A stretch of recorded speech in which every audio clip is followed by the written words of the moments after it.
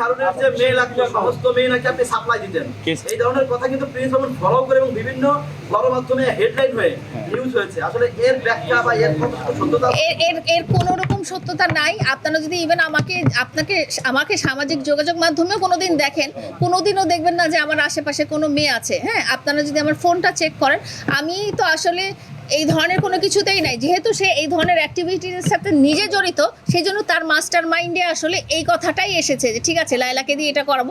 আপনারা প্রমাণ সার্চ করেন, করলেই পাবেন অবশ্যই। আপনি একটা অভিযোগ করেছিলেন যে মামুন আপনার পেটে লাথি দিয়ে আপনার বাচ্চা নষ্ট হয়েছে, এটা কতটুকু সত্য হলে এটা কখন ঘটেছিল?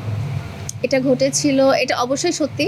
এটা আসলে মানুষের খুব কষ্টের একটা ব্যাপার। একটা মা হিসেবে মায়ের একটা খুব দুঃখের একটা ব্যাপার, এবং কোনো মারই এটা কাম্য না একটা জীবনকে এভাবে নষ্ট করে দেওয়া। এটা হয়েছিল 2023 সালের ফেব্রুয়ারি মাসে।